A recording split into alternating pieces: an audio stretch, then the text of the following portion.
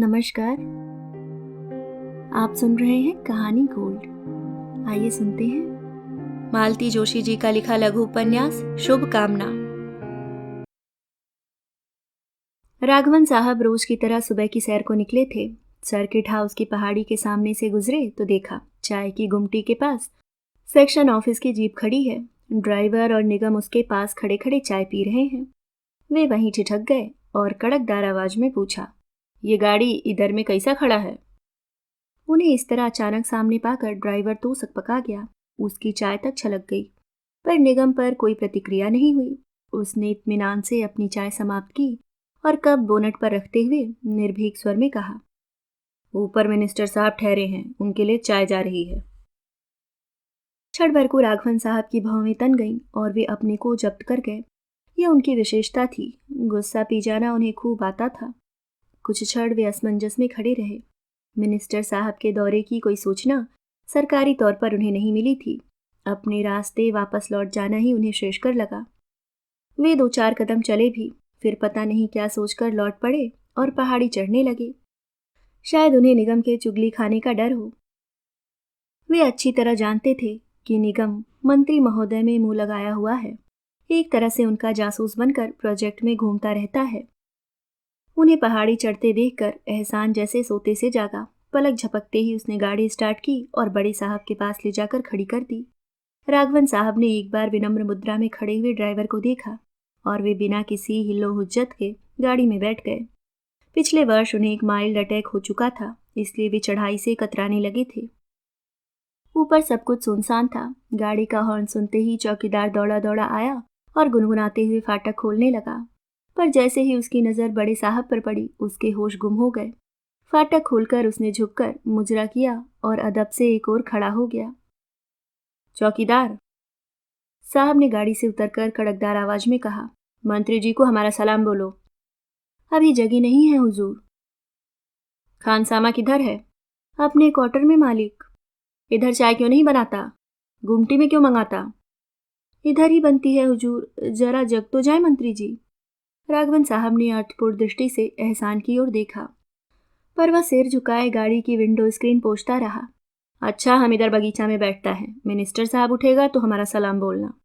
उनकी बात अभी पूरी भी नहीं हो पाई थी कि ड्रेसिंग गाउन का लबादा ओढ़े मंत्री जी बरामदे में नमूदार हुए और उन्होंने चौकीदार को आवाज दी। चौकीदार से पहले राघवन साहब बरामदे में थे। Good morning sir. मंत्री जी ऐसे चौके जैसे साहब देख लिया हो, पर बड़ी कुशलता से उन्होंने अपने को संभाल लिया और बड़े रूखे स्वर में पूछा, कहिए। कुछ नहीं सर, आपके आने का पता चला तो विश करने चला आया।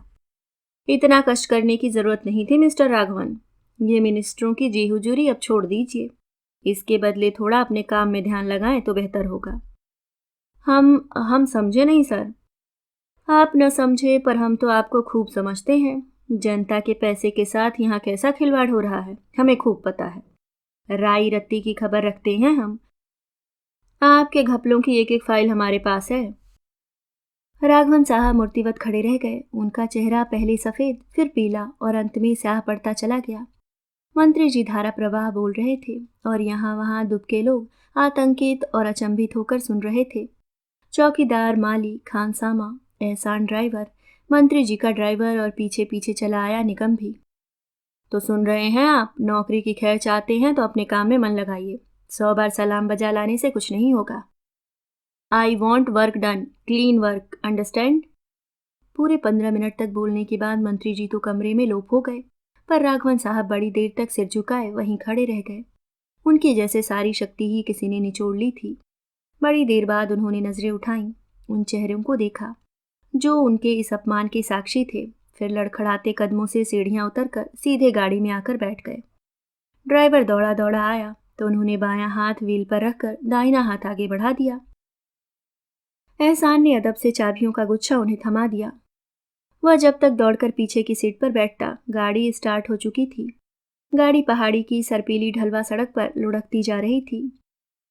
थोड़ी दूर तक तो उसकी गति ठीक ठाक रही, फिर अचानक ही वह पटरी छोड़कर डगमगाने लगी और फिर जब तक देखने वाले कुछ समझ पाते, वह सड़क की रोलिंग तोड़कर 3-4 पलटियां खा चुकी थी। जब तक कोई दौड़कर वहां पहुंचता, सब कुछ समाप्त हो चुका था। बार बार पछाड़ खाती मिसेस राघवन को संभालते हुए गौरी यह किस्सा पता नहीं कितनी बार सुन चुकी थी। हर व्यक्ति उस प्रसंग को इस तरह दोहरा रहा था जैसे वह उस विभत्स नाटक का प्रत्यक्षदर्शी रहा हो। अब तो गौरी के अंतःपटल पर भी राघवन साहब के अंतिम क्षणों का चित्र स्पष्ट रूप से उभर आया था। मंत्री जी का अनदेखा चेहरा उस दृश्य बंध में खलनायक की भूमिका निभा रहा था। इतने बड़े हादसे के बाद उनका चुपचाप अंतर्धान हो जाना उनके इस रंग को और गहरा कर गया था। फुसफुसाहटों का बाजार गर्म था। किसी ने बताया कि पिछले दिनों मंत्री जी ने अपने एक प्रियजन को राघवन साहब के पास भेजा था। उसके लिए कुछ करने का मतलब था सारे नियमों को ताक पर रख देना। राघवन साहब बड़े उसूलों वाले व्यक्ति थे। उनकी आचार संहिता बड़ी स्पष्ट थी। मंत्री जी उस समय तो अपने अपमान को पी गए, पर अवसर मिलते ही उन्होंने बदला ले लिया। कुछ लोगों का कहना था कि निगम को देखकर ही साहब को मौके की नजाकत समझ लेनी थी। गांव के रिश्ते से निगम मंत्री जी को जीजाजी कहता था, पर उनका जो रिश्ता निगम की बीवी के साथ था वह किसी से छिपा नहीं था। इसी रिश्ते की बदौलत प्रोजेक्ट कॉलोनी में उसे बड़ा सा क्वार्टर मिला हुआ था, जबकि वह महज बालवाड़ी की एक शिक्षिका थी। मंत्री जी के अनौपचारिक दौरे अक्सर लगते रहते। तब निगम दंपत्ति का खाना सर्किट हाउस पर ही होता था। एक सरकारी जीप तब उनकी सेवा में तैनात रहती। यह एक खुला रहस्य था। सभी इसे जानते थे और अनदेखा कर जाते थे। यह तो होनी ही उन्हें बुलाकर ले गई, नहीं तो उतनी सुबह राघवन साहब मंत्री जी को सलाम बजाने क्यों पहुंचते। एक सप्ताह पूरी कॉलोनी शोक में डूबी रही। इतने बड़े अधिकारी की आकस्मिक मृत्यु सबके दिल दहला गई थी। इस बीच ऑफिसर्स क्लब तो बंद ही रहा। कॉलोनी का ओपन एयर सिनेमा घर भी लगभग खाली ही रहा। लोगों ने पार्टियां या प्रतिभोज निरस्त कर दिए। कॉलोनी का स्कूल भी 3 दिन तक बंद रहा। दाह संस्कार के बाद बहुत बड़ी शोक सभा हुई थी, जिसमें बड़ी ही भावपूर्ण श्रद्धांजलियां दी गईं। अधिकारी वर्ग तो शोक सभा करने के बाद अपने में सिमट गया था। अपना रोष और दुख उसने बड़े ही अभिजात्य ढंग से पी लिया था। पर मजदूरों के रोष का सैलाब कई दिन तक उफनता रहा। खून के बदले खून के नारे लगाते हुए वे कई जुलूस निकाल चुके थे। उनका आवेश देखकर डर सा लगने लगता था। खबर मिलते ही राघवन साहब के परिजन आ गए थे। आते ही यहाँ का सब कुछ समेटकर वे लोग मिसेस राघवन को साथ लेकर कोयम्बटूर चले गए और लोगों ने जैसे राहत की सांस ली। उन लोगों की उपस्थिति मन पर एक भार बनती जा रही थी। सबके ऊपर जैसे एक दुख की चादर तन गई थी और उससे बाहर निकलने के लिए लोग छटपटा रहे थे। इन 10-12 दिनों में गौरी जैसे दूसरी दुनिया में जा रही थी।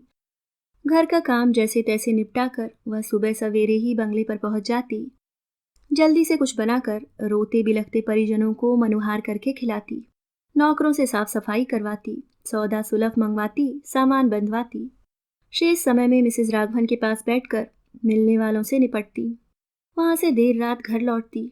तब भी वहां का शोकाकुल वातावरण साथ चला आता। लगता जैसे अभी अभी अर्थी उठते देखा ही हो। जब मिसेस राघवन अपने परिजनों के साथ अपने घर अपने देश लौट गईं, तब जाकर वह कुछ प्रकृतिस्थ हो पाई। पता नहीं कितने लंबे अरसे बाद उसने अपने छोटे से घरौंदे में अपार शांति का अनुभव किया। मिसेस राघवन के बिछुड़ने का दुख तो बहुत हुआ। उनसे परिचय बहुत पुराना था। शादी के बाद जब वह पहली बार पति के साथ अरनी खेड़ा के छोटी सी बस्ती में पहुंची थी, तो बस यही एक ढंग का पड़ोस मिला था। अफसर थे राघवन साहब, पर पत्नी में अफसरियत की गंध जरा भी नहीं थी। इस नई नवेली दुल्हन को उन्होंने बड़ी बहन की तरह सहारा दिया था, गृहस्थी का मूल मंत्र दिया था, गर्भावस्था में देखभाल की थी, छोटे बच्चों की हारी बीमारी में सलाह दी थी। उसके बाद स्थानांतर होते रहे, पर स्नेह की डोर नहीं टूटी। यहाँ प्रोजेक्ट में आकर तो जैसे संबंध और दृढ़ हो गए थे। वे उनके लिए बॉस की पत्नी नहीं, वरन अक्का बड़ी बहन हो गई थी। इसलिए मिसेस राघवन का दुख, पीड़ा उसे बहुत गहरे बींध गई थी। उनका अपनों के बीच लौट जाना उसे अच्छा ही लगा, नहीं तो उसे लगता था वह पागल हो जाएगी। फिर धीरे धीरे उसने बाहर की आहट लेना शुरू किया। बीच वाले दिनों में वह मानसिक और शारीरिक रूप से इतनी व्यस्त थी कि घर के बाहर की दुनिया का उसे कुछ अता पता ही नहीं था। अब पता चला कि राघवन साहब की मृत्यु एक रहस्य के आवरण में डूब गई है और लोग तरह तरह की बातें करने लगे हैं। उसने सुना कि साधु पुरुष के रूप में सुविख्यात मिस्टर राघवन उतने दूध के धुले नहीं थे। इधर वे एक गबन के केस में फंस गए थे। मिनिस्टर साहब उसी की जांच के लिए आकस्मिक रूप से पधारे थे। पता लगते ही राघवन साहब भेंट पूजा लेकर सर्किट हाउस पहुंच गए थे, पर मिनिस्टर का रुख देखकर वे बौखला गए थे और बदहवासी में उन्होंने आत्महत्या ही कर ली थी। एक और अफवाह यह थी, उस समय साहब बेतहाशा पिए हुए थे। उन्हें यह भी होश नहीं था कि वे किससे बात कर रहे हैं। वे एकदम बदतमीजी पर उतर आए थे। उसके बाद उन्होंने ड्राइवर से गाड़ी की चाबियां छीन ली थी और उसी डगमग स्थिति में गाड़ी स्टार्ट कर दी थी। ऐसे में संतुलन न खोते तो आश्चर्य था। इनमें से किसी भी बात पर गौरी को विश्वास नहीं आता था। वे लोग क्या उन्हें आज से जानते थे? यहाँ आने के बाद से सदानंद तो एक तरह से उनके पिए ही बन गए थे। देवता की तरह पूछते थे उन्हें, हमेशा कहते, ऐसे सच्चरित्र कर्मनिष्ठ अधिकारी के पास काम करना भाग्य की बात है। अफसरों के घर जाकर चापलूसी करना उन्हें कभी नहीं भाया, न वह पत्नी को किसी के यहाँ ले गए। पर राघवन साहब तो कभी अधिकारी लगे ही नहीं, खासकर उनकी पत्नी। गौरी स्नेह से उन्हें अक्का कहती, जब मन होता बंगले पर पहुंच जाती। वे भी जब तक बिना किसी लवाजमे के आ जाती।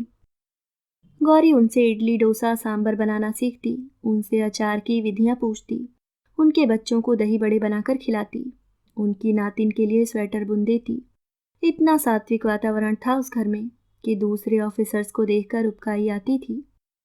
इसलिए जब ऐसी उल्टी सीधी अफवाहें उड़ने लगी तो वे लोग बेचैन हो उठे। सदानंद तो जी जान से उनका खंडन करने में जुट जाते। सात्विक रोष से उनका चेहरा तमतमा उठता। उनके इस आवेश को लोग उपहास से, संदेह से देखने लगते। तब गौरी बड़ी मुश्किल से पति को चुप कराती, पर उन्हें सांत्वना देना बहुत कठिन लगता।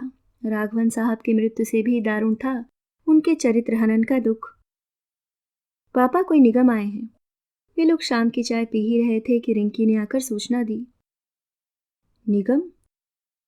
सदानंद का माथा ठनका। वह मनहूस आदमी यहाँ क्यों आया है? निगम कौन? वही वाला? पति का चेहरा देखकर गौरी ने पूछा। सदानंद ने कमीज पहनते हुए हामी भरी। बेचारे दफ्तर से लौटकर अभी तो जरा इत्मीनान से बैठे थे। आप इतने परेशान क्यों हो रहे हैं? आया है तो आने दो, अपना क्या लेगा?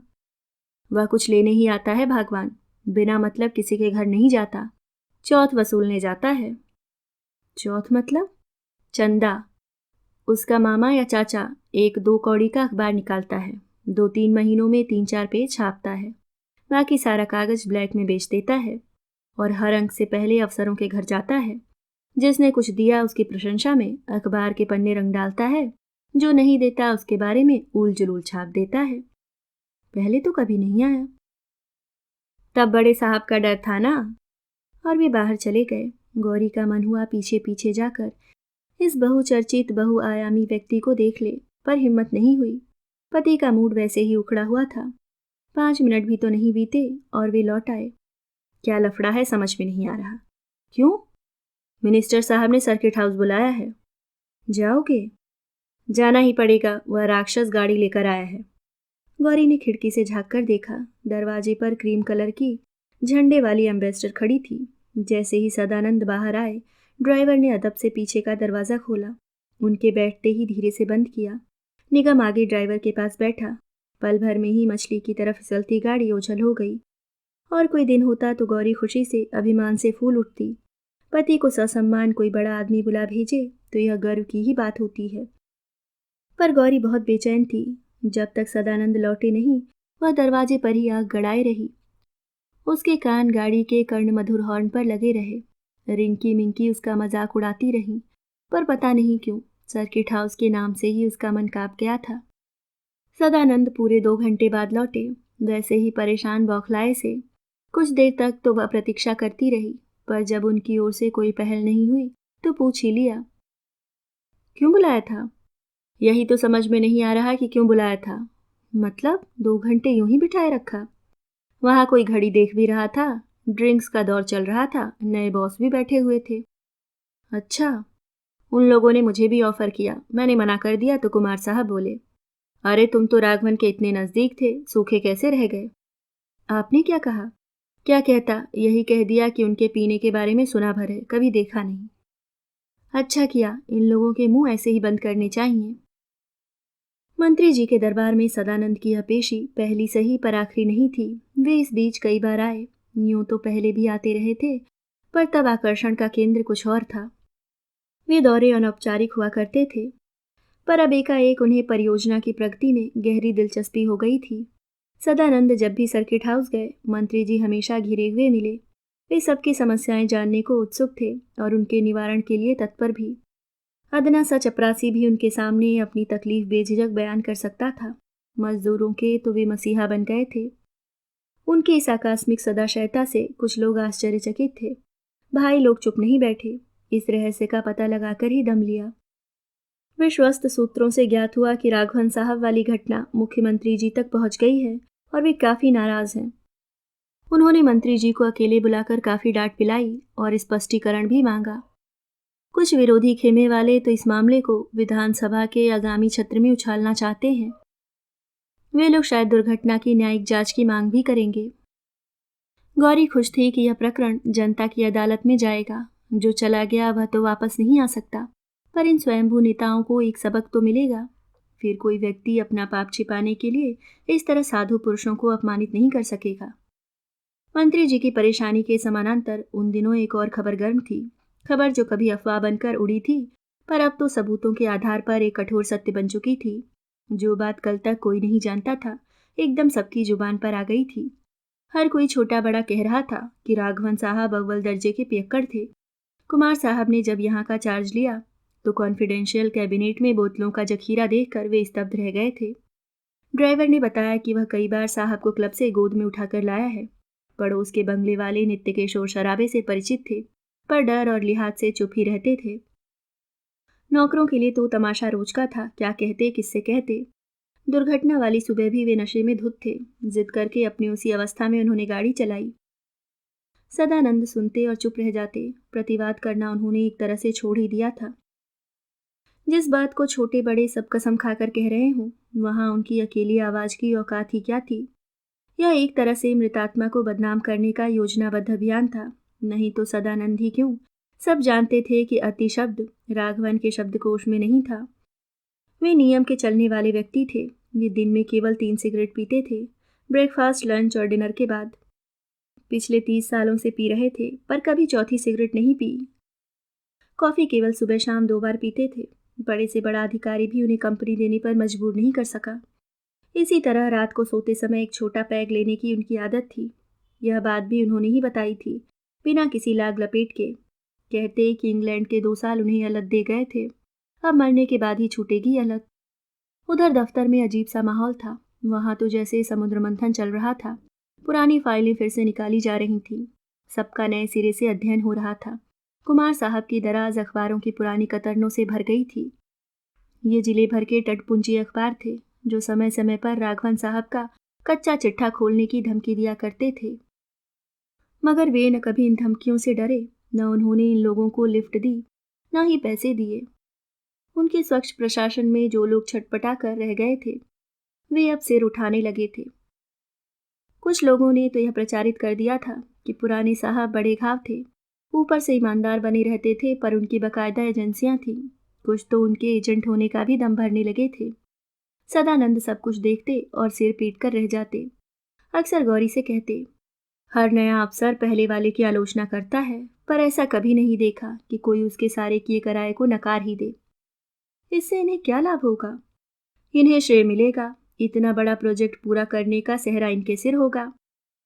पर इसका मतलब यह तो नहीं कि तुम उस आदमी को एकदम ब्लैकलिस्ट कर दो जिसने यहाँ अपना खून पसीना बहाया है। यह तो सरासर अन्याय है। जानते हैं ना, सामने बचाव करने वाला कोई नहीं है। हाँ, इसलिए तो शेर बने हुए हैं। अभी तक सिर्फ जुबानी जमा खर्च चल रहा है। इसलिए मैं भी चुप हूँ। जिस दिन कोई बात कागज पर आएगी, देखना मैं भिड़ जाऊंगा। सच, गौरी कहती और उसका मन पति के प्रति अभिमान से भर उठता। पुरुष भी कैसे होते हैं। गौरी अक्सर सोचती, अफसर सामने रहेगा तो बिछ जाएंगे। उनकी आंखों से ओझल होते ही इनके तेवर बदल जाएंगे। यह तो सत्ता की राजनीति है डियर। यहाँ स्त्री और पुरुष सब एक से हैं। सदानंद कहते, तख्ता पलट नहीं कि लोगों की मान्यताएं भी बदल जाती हैं। वाह रे लोग। गौरी मुंह बिचका देती। उसे क्या पता था कि एक दिन उसे भी इन लोगों से दो चार होना पड़ेगा। कुछ लोगों के आनन फानन में स्थानांतरण हो गए थे। उनकी पत्नियों को महिला मंडल की ओर से फेयरवेल था।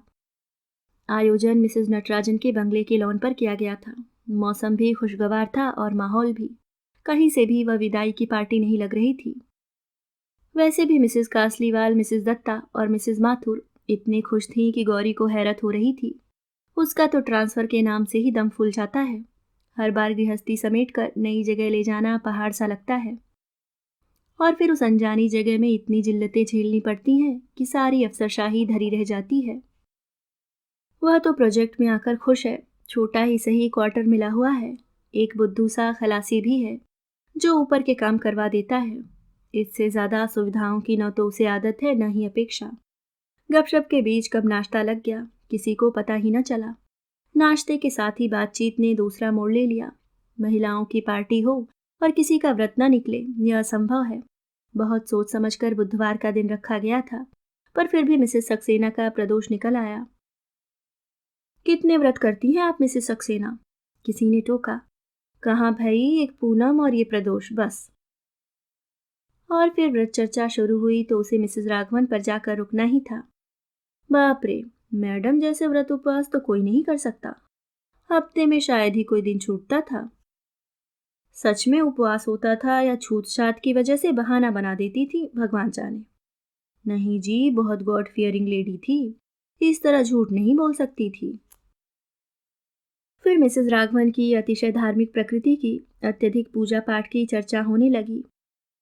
उनके सादे रहन सहन, बनाव सिंगार से परहेज आदि विषय भी टिप्पणियों के माध्यम बने। भाई हमें तो वह आइडिया जचता नहीं, मिसेस सरन एकदम बोल उठी। बीवियां तो जोगन बनी हुई भगवान के सामने नाक पकड़कर बैठ जाती हैं, फिर उनके मियाँ लोग इधर उधर ताक झाक करते फिरते हैं। किसने की ताक झाक? गौरी एकदम रोष में फूट पड़ी। अरे हम एक बात कह रहे हैं। 75 किलो के उस मक्खन के पहाड़ ने एक जुमला उछाल दिया। लेकिन बात भी तो सोच समझ कर की जानी चाहिए। यह थोड़े ही की। कहते कहते रुक गई गौरी। यह क्या हो गया है उसे? क्या भूल गई कि इस औरत के एक इशारे पर सदानंद की सीआर खराब हो सकती है, कैरियर मिट्टी में मिल सकता है। पर अब क्या होना था, तीर तो हाथ से निकल चुका था। मिसेस सरन तो सकपकाकर चुप हो गई थी, पर उनका लाल भभूका चेहरा देखकर कई कृपाकांक्षी महिलाएं सहायता को दौड़ पड़ी थीं। मिसेस सामंत ने तो जैसे मुंह चिढ़ाते हुए कहा, अब आप तो कुछ न कहिए मिसेस पंडित, आप तो 24 घंटे वहां घुसी रहती थीं। क्या मतलब? गौरी सन्न रह गई थी, पर किसी ने उसे मतलब समझाने की चेष्टा नहीं की। सब एक दूसरे को देखकर मुस्कुरा दी। घर पहुंचते ही सदानंद को एकदम सामने देखा तो वह बिलख पड़ी। मुझे यहाँ से कहीं दूर ले चलिए प्लीज, अपना तबादला करवा लीजिए। तुम यहाँ से ऊब गई हो ना? खिड़की से छनकर आती चांदनी में गौरी तृप्त भाव से लेटी थी। पति की बात सुनते ही चौंक पड़ी। उस दिन तुम तबादला करवाने को कह रही थी ना, कुछ संयोग बनता दिखाई दे रहा है। उसका मन धक से रह गया। उसने अपने आसपास बिखरी गृहस्थी को देखा और उसे फिर एक बार समेटने के ख्याल से उसके चेहरे पर हवाइयां उड़ने लगीं। सदानंद उसे देखकर मुस्कुरा दिए। क्यों, डर गई? नहीं, बहुत खुश हो रही हूँ, उसने व्यंग से कहा। खुश होने की तो बात ही है, इस बार तुम्हें ऐसी वैसी जगह थोड़े ही ले जाऊंगा। वहां बंगला होगा, नौकर चाकर होंगे, जीप होगी।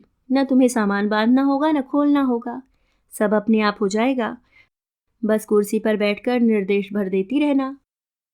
कहाँ के सपने देख रहे हो? ऐसी जगह कौन भेज देगा तुम्हें? चढ़ावे के लिए गांठ में कुछ है भी? आज जानती हो क्या हुआ? सलाहकार समिति की मीटिंग थी ना, उसके बाद जब सब लोग चलने लगे तो मंत्री महोदय ने मुझे रोक लिया। पता नहीं क्यों, मैं तो खुद हैरान था। बड़ी देर तक इधर उधर की बातें करते रहे, फिर एकदम बोले, पंडित मुझे आज पता चला कि तुम अपने समय के टॉपर हो। फिर तुम यहाँ ऑफिस में क्यों सड़ रहे हो? तुम्हें तो कहीं और होना चाहिए था, जहां तुम्हारे ज्ञान का सही उपयोग हो सके।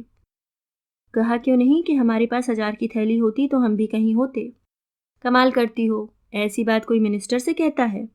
और उन्हें क्या पता नहीं है? फिर पूछते क्यों हैं? अरे भाई, वो तो खुद दुखी हैं। कह रहे थे कि जैसी चूहा दौड़ अधिकारियों में मची हुई है, उसे देखकर तो तरस आता है। ये लोग देश को कहाँ ले जाएंगे? देश बेचारे का क्या है, पहले नेता लोग नोच खसोट लें, जो बच रहेगा उसे अफसर निपटा देंगे। मंत्री जी कह रहे थे।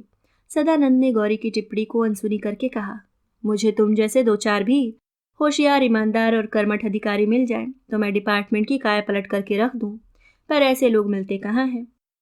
एक तो मिल गया है ना, उसे ही निहाल कर दो। वही तो बता रहा हूँ, तुम जब से उल्टा ही बोले चली जा रही हो।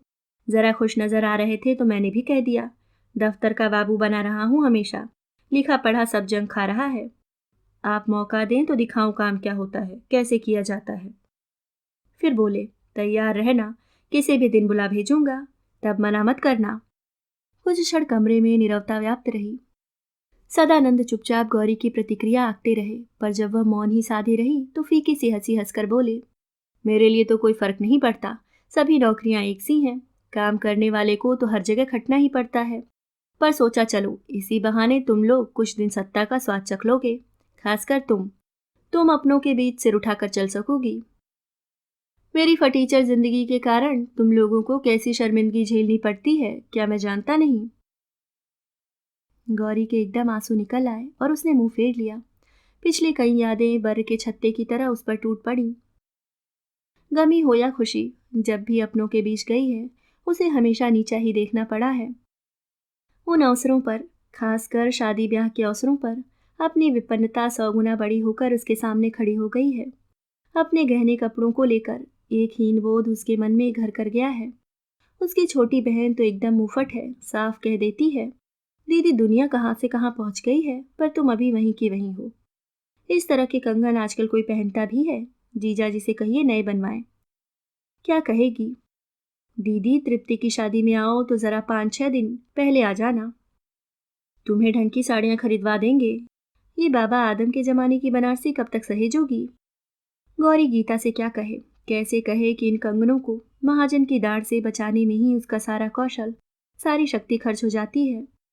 नए बनवाने का तो प्रश्न ही नहीं उठता। वही हाल साड़ियों का है। शादी में जो 4-5 मिली थी वे ही चल रही हैं, नई के लिए तो कभी सोचा ही नहीं। घर गृहस्थी के सारे खर्च निपटा कर मुश्किल से इतना बचता है कि वह रोजमर्रा पहनने के कपड़े बनवा ले। पर गीता इन बातों को समझती कहाँ है। उसके यहाँ तो टकसाल खुली हुई है। उसके डॉक्टर पति ने एक्सरे की मशीन क्या लगा ली, मानो नोट छापने की मशीन डाल ली है। शहर भर के मरीज उसी के यहाँ आते हैं। सरकारी अस्पतालों की मशीनें तो हमेशा खराब भी बनी रहती हैं। वह तो अब दूर दराज वाले इस प्रोजेक्ट पर आकर बड़ी खुश है। दूरी का बहाना बनाकर अधिकांश निमंत्रण टाल देती है। वहां जाकर मनाताप झेलने से तो उलाहने सुनना ही ठीक है। वैसे यहाँ रहकर भी चैन कहाँ है। घर से माँ की चिट्ठियाँ आती रहती हैं, उनमें उसकी सहेलियों की, चचेरी ममेरी बहनों की गाथाएं होती हैं। शकुन ने लाल रंग की मारुति खरीदी है। रेखा मकान पर दूसरी मंजिल बनवा रही है। रत्ना गर्मियों में पहाड़ पर जा रही है। किरण ने हीरो का सेट बनवाया है। नीलम भाई के पास अमेरिका गई है। पूरी चिट्ठी में यह एक आध वाक्य ही होता, पर वह सारे मजमून पर छा जाता है। वह जानती है कि इस बहाने माँ सिर्फ सोचना ही नहीं देती, उलाहना भी देती है कि बिट्टो ब्याह तो हमने भी तुझे इंजीनियर से था, पर तेरी किस्मत को क्या करें। यहाँ भी भूले भटके कोई मेहमान आ जाता है तो वह शर्म से भर उठती है। घर में फ्रिज न होने की 10 बार शिकायत होती है। पास पड़ोस से आइस क्यूब मांगते हुए वह लज्जा से गड़ जाती है। उसके गैस के चूल्हे को देखकर मेहमान अपने कुकिंग रेंज की याद करते हैं। टीवी इस तरफ अभी आया ही नहीं, इस बात से वह खुश है। नहीं तो लोग बाग उस पर अपनी रंगीन या इम्पोर्टेंट पीस का रूप डालना नहीं भूलते। उसकी छोटी भाभी का सारा वार्डरोब भी इम्पोर्टेड है। दूसरों के घर का आधा सामान इसी विशेषण से युक्त है। ऐसे में अपने घर का देसीपन उसे भीतर तक कचोट जाता है। मेहमान आते हैं तो उन्हें घुमाना होता है, उनके लिए गाड़ी मंगवानी होती है, अपने ही सहयोगी अफसरों की खुशामद करनी होती है। गाड़ी आ जाए तो ड्राइवरों की दामाद की तरह खातिर करनी पड़ती है, दान दक्षिणा अलग से। इसलिए मेहमानों के नाम से ही उसे बुखार चढ़ जाता है। पढ़ने लिखने में डफ्फू, उसका देवर रोडवेज में लग गया है। अब उसकी गृहस्थी की चकाचौंध देखते ही बनती है। छोटा भाई तो बिक्री कर विभाग में है, वहां तो जैसे सोना बरसता है। बच्चे पार्क में घूमने भी जाते हैं तो 100 का नोट ऐसे पकड़ते हैं जैसे 10 का हो। रिंकी छोटी थी तो अक्सर पूछ बैठती थी, मम्मी हम गरीब क्यों हैं? हम गरीब नहीं है बेटे, हम पसीने की कमाई खाते हैं।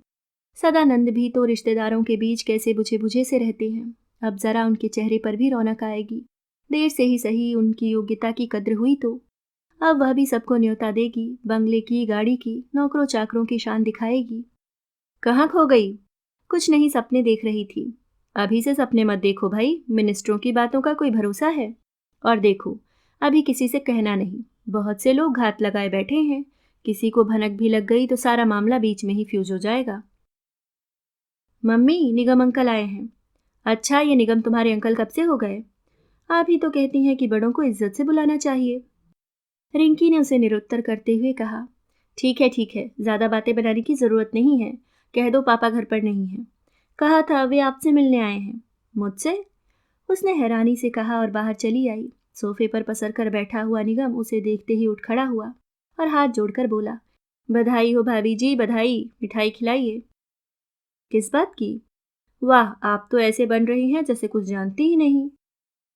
गौरी ने जवाब देना जरूरी नहीं समझा। भाई साहब ऑर्डर लेकर चले ही आ रहे हैं, मैंने सोचा आपको पहले जाकर खुशखबरी दे दूं। पर लगता है आप मेरा मिठाई का हक भी मारने की फिराक में हैं। कैसा ऑर्डर है? गौरी ने रुखाई से पूछा। उसे निगम की अनायास आत्मीयता झेलना कठिन हो रहा था। ट्रांसफर ऑर्डर है भाभी जी। तो कोई प्रमोशन तो नहीं हुआ है? मिठाई किस बात की?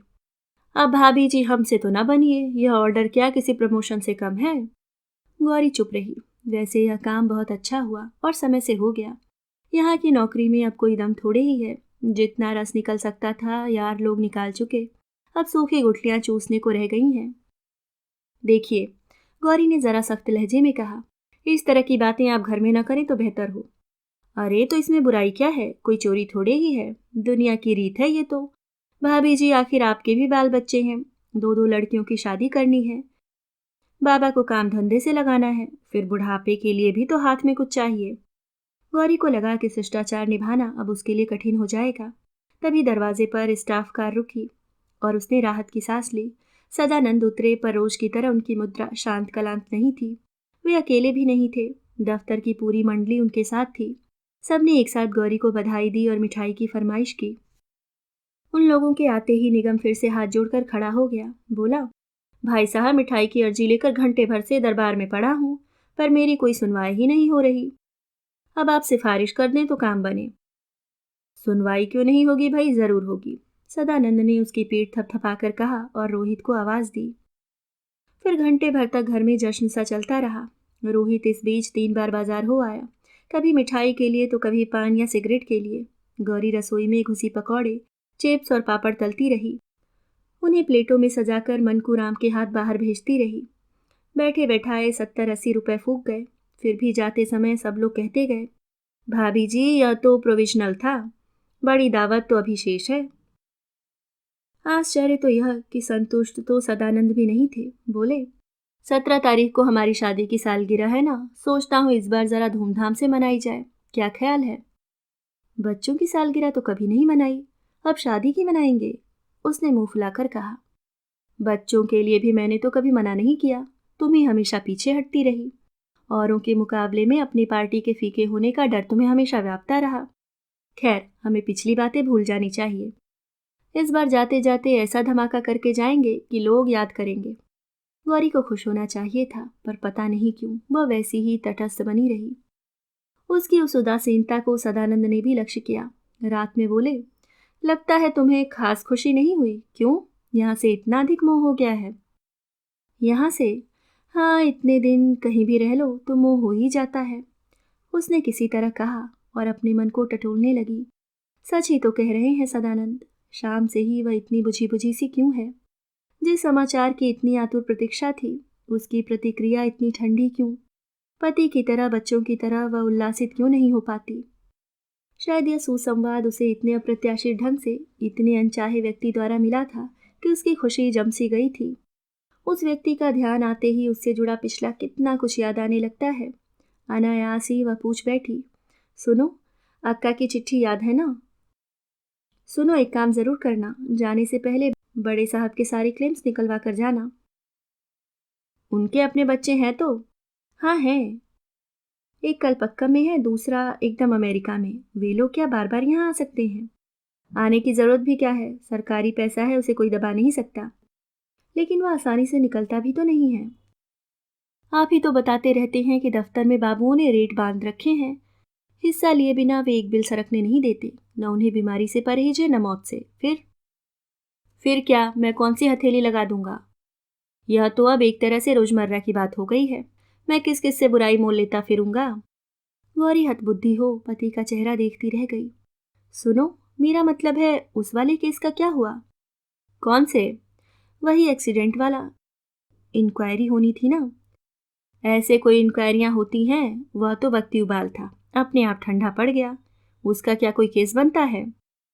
मतलब एक जिम्मेदार वरिष्ठ अधिकारी एकाएक दुनिया के पर्दे से गायब हो जाता है, सारा प्रोजेक्ट सन्नाटे में आ जाता है, और आप कहते हैं कि। सच बताऊं, हम लोगों ने जानबूझकर इस केस को हवा नहीं दी, नहीं तो कुछ छुटभये नेता तो उधार खाए बैठे थे। पर हम ही लोगों ने उनकी दाल नहीं गलने दी, क्योंकि अगर बात खुलनी शुरू होती है तो प्याज की तरह परत दर परत खुलती ही चली जाती है। मरने वाले की मिट्टी को खराब करने से क्या फायदा? क्या कह रहे हैं? आप तो उनके साथ इतने साल से हैं। साथ रहने से ही क्या हम किसी को जान लेते हैं? और मैं जो इतने दिनों तक उनके साथ टिका रहा तो सिर्फ इसलिए कि उनकी वीम्स, उनका अनुशासन झेलना सबके बस की बात नहीं थी। काम का उनका अपना ढंग था, उसके लिए वे भूख प्यास सब भुला देते थे। अपने कर्मचारियों से भी वे यही अपेक्षा करते थे। कितने लोग ऐसी जी तोड़ मेहनत कर पाते हैं? मैंने की, पर उसका सिला मुझे क्या मिला? दफ्तर में गाड़ कर रख दिया मुझे। It was a thankless job all together. वे बड़ी देर तक इसी तरह अपना गुबार निकालते रहे, पर गौरी के कानों पर एक ही वाक्य बार बार टकरा रहा था। साथ रहने से ही क्या हम किसी को जान लेते हैं?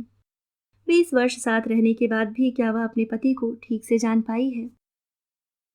रोहित, ऑफिस के लिए तैयार होते हुए सदानंद बोले, दोपहर में जरा कैंटीन तक चले जाना। लाला राम से पूछ लेना, क्या वह 125 लोगों के खाने का प्रबंध कर सकेगा, और थोड़ा खर्च का अंदाजा भी ले आना उससे। पापा, लालाराम बेकार आदमी है, इतनी बड़ी पार्टी मैनेज करना उसके बस की बात नहीं है।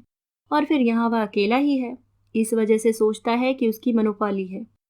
अकड़ता भी है, और अनाप शनाप दाम भी लेता है। कोई गाड़ी जा रही हो तो बताइए, मैं शहर चला जाऊंगा, वहाँ चॉइस भी है और क्वालिटी भी। रोहित ने उत्साह में भरकर कहा। अच्छा, तुम ऐसा करो, दिन में मेरे ऑफिस का चक्कर लगा लेना, तब तक मैं तलाश करके रखता हूँ।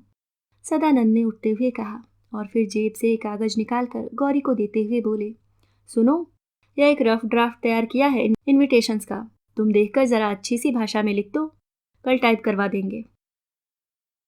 टाइप क्यों, कार्ड ही छपवा लो ना। रोहित सिटी की तरफ जा तो रहा है। वे सकपकाकर गौरी को घूरने लगे। उन्हें समझ में नहीं आया कि यह बात उसने मजाक में कही है या उपहास में, या सचमुच वह ऐसा ही चाहती है। पर जब बड़ी देर तक उसका चेहरा पत्थर की तरह सख्त और सपाट बना रहा तो वे तिलमिला उठे। उस कागज के टुकड़े टुकड़े करके हवा में उछालते हुए चीखे, हाँ हाँ, कार्ड्स भी छपवा लूंगा, इतना ताना मारने की जरूरत नहीं है, तुम्हें तो कुछ नहीं करना है ना। जिंदगी में बड़ी मुश्किल से एक खुशी का मौका हाथ लगा है, पर तुम कल से ऐसे मुंह फुलाए बैठी हो जैसे घर में कोई मर गया है। और वे उसी मूड में दंदनाते हुए सड़क पर निकल गए। स्टाफ कार की प्रतीक्षा भी न की। कुछ देर तक तो घर में सन्नाटा सा छाया रहा। फिर तीनों बच्चे उस पर एकदम टूट पड़े, खासकर रोहित। ये क्या हो गया है मम्मी तुम्हें? पापा का सारा मूड खराब कर दिया। बेचारे कितनी हसरत से सेलिब्रेट करने जा रहे थे। क्या सेलिब्रेट कर रहे थे? शादी की सालगिरह या अपनी पोस्टिंग? इस बहस में क्या तुक है मम्मी? कल ही तो सब तय हुआ था कि इसी बहाने जाते जाते एक पार्टी कर ली जाएगी। तय हुआ नहीं था, उन्होंने कहा था। मेरा उसमें कोई हिस्सा नहीं था। क्यों नहीं था? यही तो हम पूछ रहे हैं। आप एकाएक हम सबसे छिटक कर यूं दूर क्यों खड़ी हो गई हैं? चुप हो गई गौरी। क्या जवाब दे, कैसे दे? पहले वह खुद तो अपने मन को जान ले, ठीक से पढ़ ले। कल रात जो अचानक टूटकर बिखर गया है, पहले उसके टुकड़े तो बीन ले, तभी तो जान पाएगी कि उसे क्या हुआ है। कल सोचा था कि निगम को लेकर उसका मन खराब हो गया है, पर क्या अकेला निगम ही उसकी इस बौखलाहट के लिए जिम्मेदार है? उससे जुड़े और प्रसंग भी तो हैं, व्यक्ति भी तो है, और उसमें एक अहम व्यक्ति उसका पति भी तो है। कल रात मन में जो चटक गया था वह क्या था? पति की आदर्श प्रतिमा या केवल एक मोहक भ्रम? अपनी विचार तंद्रा से बड़ी देर में उबर पाई वह। देखा, रोहित उसे आग्नेय नेत्रों से घूर रहा है। मौके की नजाकत भांपकर रिंकी पिंकी कब से 9-2-11 हो गई हैं। अपने ही बच्चों द्वारा यूं कटघरे में खड़ा किया जाना उसे अच्छा नहीं लगा। रोहित, उसने स्नेहिल स्वर में पुकारा। आंखों में अवज्ञा लिए रोहित केवल उसे देखता भर रहा। रोहित, मेरी परेशानी का कारण जानना चाहते हो ना? रोहित चुप बना रहा। बेटे, उसने बड़े असमंजस के साथ कहना शुरू किया, बेटे, बड़ा अभिमान था मुझे तेरे पापा पर। भ्रष्टाचार के इस महासागर में कितने लोग हैं जो चट्टान की तरह अडिग रह पाते हैं, पर यह कमाल उन्होंने कर दिखाया था। मुझे पक्का विश्वास हो गया था कि इस आदमी को कोई खरीद नहीं सकता। तो अब क्या हो गया? अब वह विश्वास, वह अभिमान टूट गया है रोहित। तेरे पापा बिक गए हैं। अपना मुंह बंद रखने की कीमत लेकर चुपचाप यहाँ से चले जा रहे हैं। क्या बेकार की बातें करती हो मम्मी? सच, कभी कभी तुम बेवजह भावुक बन जाती हो। और मान लो अगर तुम्हारी ही बात सच हो तो उसमें हर्ज क्या है? आजकल कौन नहीं बिकता, क्या नहीं बिकता? डिग्रियां बिकती हैं, नौकरियां बिकती हैं, गुंडे बिकते हैं, दूल्हे तो खैर बिकते ही हैं। सबकी अपनी कीमत होती है। हर कहीं राजपुरुष अपनी दुकान सजाए हुए बैठे हैं, लोगों का जमीर खरीद रहे हैं, अपना बेच रहे हैं। लेकिन हमने अपना जमीर आज तक नहीं बेचा था। यही तो गलती की थी मम्मी, तभी तो जिंदगी की जरा जरा सी नेमतों के लिए तरस कर रह गए। अगर वक्त की आवाज़ बहुत पहले सुन ली होती ना, तो आज घर का नक्शा कुछ और ही होता। मैं सदर के उस फटीचर कॉलेज में बीकॉम की डिग्री के लिए सड़ताना होता। 50,000 डोनेशन के साथ मुझे भी किसी इंजीनियरिंग कॉलेज में दाखिला मिल गया होता। रिंकी पिंकी ठाट से किसी पब्लिक स्कूल में पढ़ती होती। आज की तरह रिश्तेदारों के बीच सहमी सहमी सी नहीं रहती, बल्कि गर्व से सीना तान कर चलती। तब हमारे दरवाजे पर गाड़ी होती और घर के अंदर वह सब होता जो आजकल हर किसी अरे गहरे के पास होता है। हाँ, आज कुछ नहीं है हमारे पास, गौरी ने तैश में आकर कहा। फिर भी हमें मलाल नहीं था रोहित, गर्व था, अभिमान था। उस अभाव में भी हम सिर उठाकर चलते थे। मम्मी, जब गर्व करने के लिए पास में और कुछ नहीं होता तो यही सिद्धांत काम आते हैं। और मलाल न होने की बात तुम मुझसे मत कहो। मैंने कितनी बार तुम्हें छुपकर आंसू बहाते हुए देखा है, और तब मुझे इतना ताव आता था कि क्या दुनिया भर के सदाचार का ठेका हम ही ने ले रखा है? हम औरों की तरह खुलकर जी क्यों नहीं सकते? यह रोहित नहीं, उसके मुंह से युग धर्म बोल रहा था। वह अपने उस आक्रोश को वाड़ी दे रहा था जो उसने बरसों से जब्त कर रखा था। और वह क्या केवल अपनी ही बात कर रहा था, गौरी की दबी दबी व्यथा को भी तो उजागर कर रहा था। आज वह बड़े आदर्शवादी वक्तव्य दे रही है, पर वह हर समय अपने भाग्य पर बिसुरती रही है। क्या उसका यही बिसुरना, मन ही मन कुढ़ना, सदानंद को उकसा गया है? फिर इतने दिन जो सहा, वह क्या यूं ही व्यर्थ होने के लिए था? शाम को वे थोड़ा जल्दी लौट आए थे। आते ही रोहित से कहकर अपना सूटकेस मचान से उतरवाया था। कहाँ की तैयारी हो रही है? जरा 2 जोड़ी धुले कपड़े तो निकाल दो मेरे, उन्होंने गौरी की बात को अनसुना करते हुए कहा। और मेरी शेविंग किट, तेल, साबुन, तौलिया सब यहाँ लाकर रख दो। लेकिन जाना कहाँ है? लेकिन यह एकाएक प्रोग्राम कैसे बन गया? बस बन गया। सक्सेना बोला जितनी जल्दी पहुंच जाओ अच्छा है। वह चौबे सीएम का आदमी है, कुछ जुगाड़ बिठाने लगा तो मुश्किल हो जाएगी। मुश्किल क्यों होगी? आपके पास ऑर्डर है। ऑर्डर से क्या होता है? तुम नहीं समझोगी इन बातों को। यह तो रेस है, रेस। जो जीत जाए वह अमीर है। तुम तो चटपट खाना चढ़ाओ, मुझे 9 बजे की बस से निकल जाना है। अगर यह रेस है तो तुम इसमें कितने दिन टिक पाओगे? 2 कदम चलकर ही हाफने लगोगे। उसने कहना चाहा पर नहीं कहा, चुपचाप किचन में चली गई। उस रात खाने की मेज पर काफी गहमा गहमी रही। बच्चों के उत्साह का अंत नहीं था। पापा, वहां तो बड़ा बंगला होगा ना? होना तो चाहिए। तो साथ में खुली जगह भी होगी। अच्छा है, मम्मी का बागवानी का शौक पूरा हो जाएगा। पापा, अपन तो लॉन में एक झूला भी लगवाएंगे। पापा, पूरे में बगीचा नहीं लगवाइएगा, थोड़ी जगह बैडमिंटन कोर्ट के लिए खुली छोड़ दीजिएगा। पापा, अब तो अपने घर में भी फोन होगा ना, मैं रोज अपनी सहेलियों से बात किया करूंगी। पापा, हम स्कूल पैदल नहीं जाएंगे, गाड़ी में छोड़ना होगा। पापा, I want a motor bike positively. हम अब साइकिल पर न चढ़ेंगे। बातें थीं कि खत्म ही नहीं हो रही थीं। बच्चे जैसे सारे अरमान आज ही निकालने को आतुर थे। समय का बंधन न होता तो वे लोग शायद सारी रात वहीं बैठकर सपने बुनते रहते। इस सारे हंगामे के बीच गौरी खामोश बनी रही। कहने लायक कोई बात ही उसके होठों तक नहीं आई। अपनी उमंग में बच्चों ने चाहे इसे लक्ष्य न किया हो, पर सदानंद की नज़रों से यह बात छूटी नहीं। वह रसोई में बर्तन समेट रही थी। ठाकुर जी को प्रणाम करने के लिए जब वे भीतर आए तो बोले, सुनो, नई पोस्टिंग पर पहली बार जा रहा हूँ। शुभकामनाएं न दे सको तो न सही, पर ऐसी मनुष्य शक्ल बनाकर अपशगुन तो मत करो। और ठाकुर जी को मत्था टेक कर वे बाहर निकल गए। अपनी सारी वेदना, हताशा गौरी पर उड़ेल गए। वह जैसे एकदम नींद से जागी। ठाकुर जी के पास पड़ी स्टील की डिबिया उठाकर बाहर आई, बोली, सुनो, नई जगह जा रहे हो, ये बाबा की विभूति लगा लो। उनका ये रक्षा कवच साथ रहेगा तो मुझे चिंता नहीं रहेगी। पत्नी का कातर चिंतातुर स्वर सुनकर सदानंद पहले तो चौंके, फिर उनका चेहरा एकदम खिल उठा और साथ के घने बादल एकदम बिला गए। श्रद्धा से विभूति माथे पर लगाते हुए बोले, यह तुम्हें अच्छा याद आ गया। इस समय तो मुझे उनके आशीर्वाद की खास जरूरत है। देखो ना, विभूति लगाते ही सारा तनाव दूर हो गया। फिर पत्नी को स्नेहिल चितवन से नहलाते हुए बोले, अच्छा चलूं, बच्चों का ख्याल रखना, मैं 2-4 दिन में ही लौट आऊंगा, नथिंग टू वरी। और लड़कियों को प्यार से थपथपाते हुए वे रोहित के साथ बाहर निकल गए। लड़कियां देर तक दरवाजे पर खड़ी हाथ हिलाती रहीं। गुड लक पापा, बेस्ट ऑफ जर्नी पापा। गौरी का मन हुआ रिंकी पिंकी के स्वर में स्वर मिलाकर वह भी कहे, गुड लक गुड लक। पर तभी मिसेस राघवन का आंसुओं से भीगा चेहरा उसकी आंखों में तैर गया और उसके शब्द गले में ही अटक गए। अभी आप सुन रहे थे मालती जोशी जी द्वारा लिखी कहानी शुभ कामना। दोस्तों, अगर आपको कहानी पसंद आई हो तो वीडियो को लाइक ज़रूर करें और आपके कोई भी सुझाव हो तो हमें कमेंट बॉक्स में ज़रूर बताएं। मिलती हूँ किसी और नई कहानी में, तब तक के लिए मुस्कुराते रहिए। धन्यवाद।